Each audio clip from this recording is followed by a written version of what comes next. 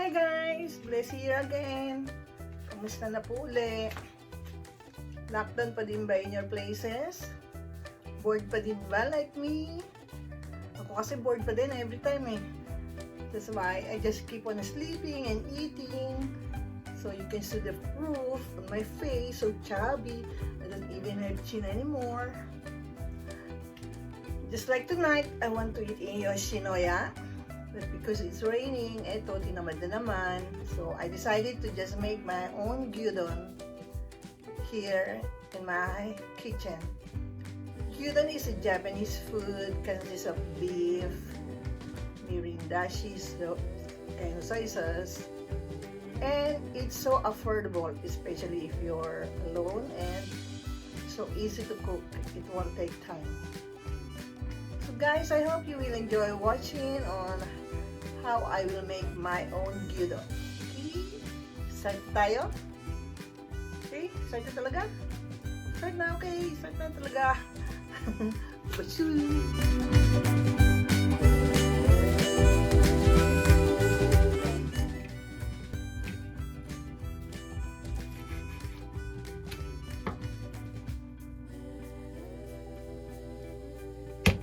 Guys, this is 200 grams of beef that I will use for making gyudon. I will just cut this into half. So I cut this beef to half.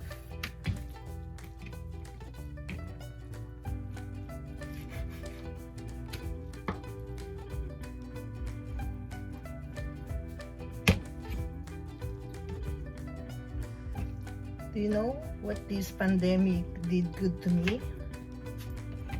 I keep focusing on cooking my own food. For a long time kasi talagang hindi ako nagluluto na. I just buy ready to eat foods. Kasi nga mag-isa lang ako. Or I just eat up in the restaurant.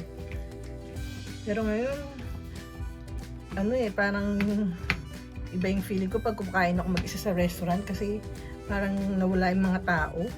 And we also need onion. But we need only half. So,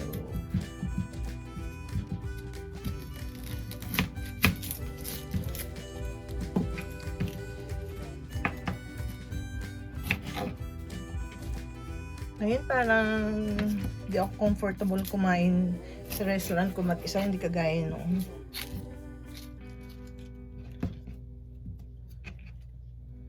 Itong onion, I will just slice this into strips also. Like this.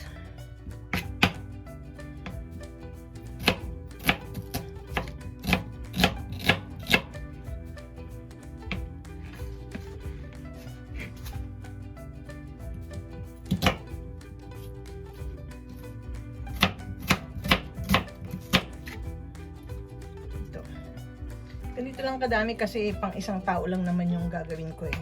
Kaya ganito lang ang onion na need ko. So these are the other ingredients. We need 2.5 tablespoons of dashi.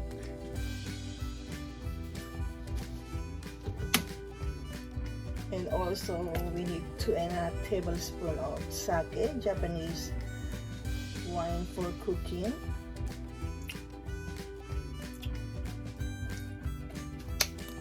And also 2.5 tablespoons of mirin.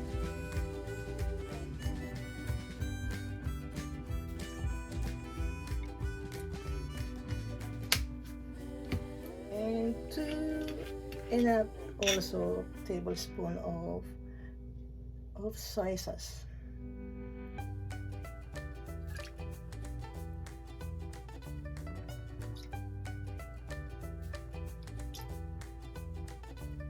Kulang. Okay.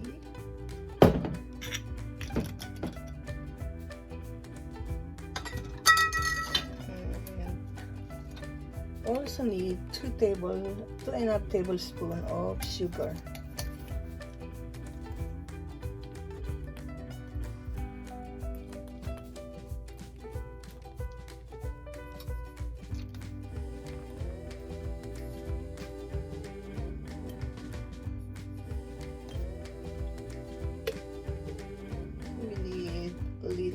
amount of water, also 2.5 tablespoons of water that I add more. Kaya na paraming sugar ko. Then we will bring this to a boil.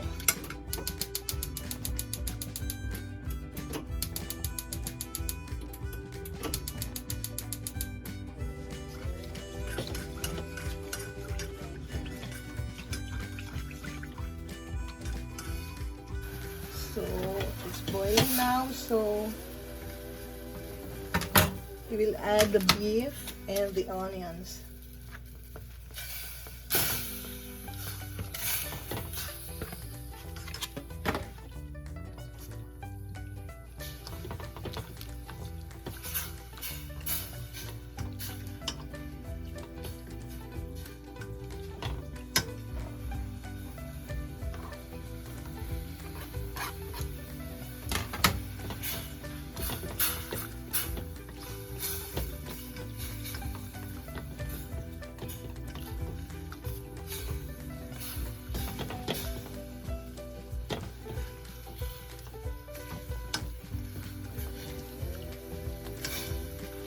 Just simmer this for 10 to 12 minutes.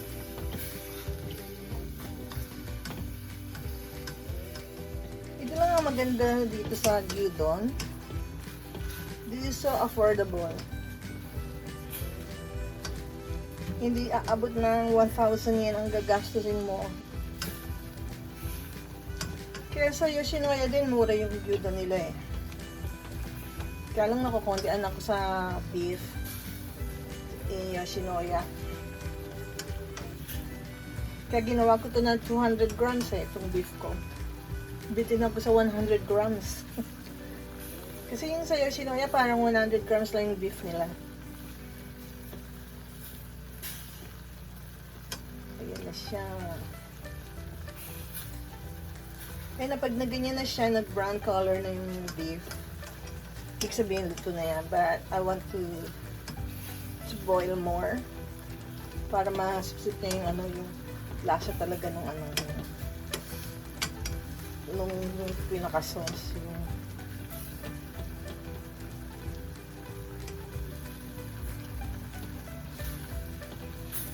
Ito lang talaga ginanda ng pandemic eh, sa buhay ko. Nag-focus ulit ako sa kitchen.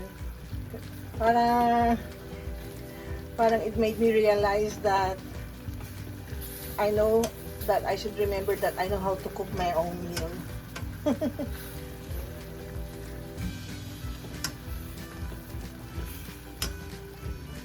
Okay, this one is like this. This is okay already. Kasi baka mawala yung sauce. And then I have this bowl of hot rice. It depends on you, the amount of rice, kung gaano kadami kaya nyong ubusin. Ako, ilagay ko dito 200 grams din ng rice. Kasi baka mabigyan ako, masarap tong gyudon eh. So, we will put this gyudon on top of the rice.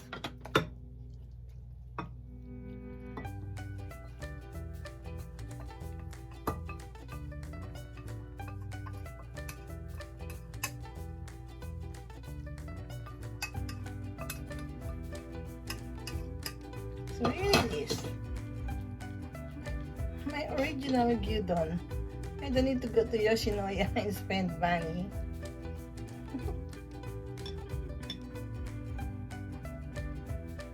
So here's my gyudon, guys. This is my original gyudon.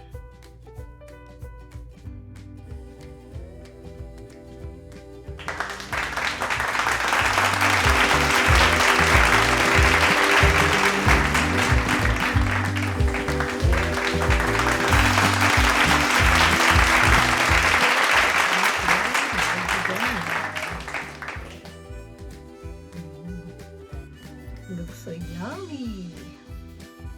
So bon appetit again to me.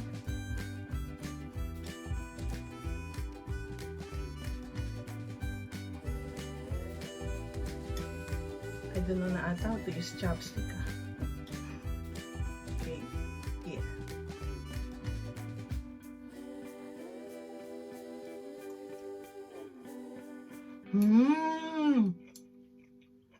Sarap!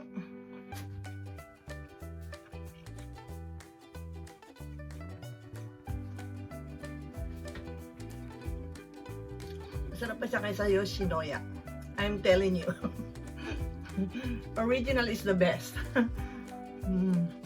So guys, I hope you enjoy watching how to make gyudon.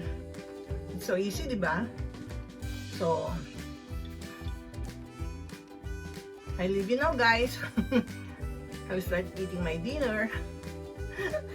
Hindi na ako nag-Yoshinoya talaga. Hindi na talaga lumabas.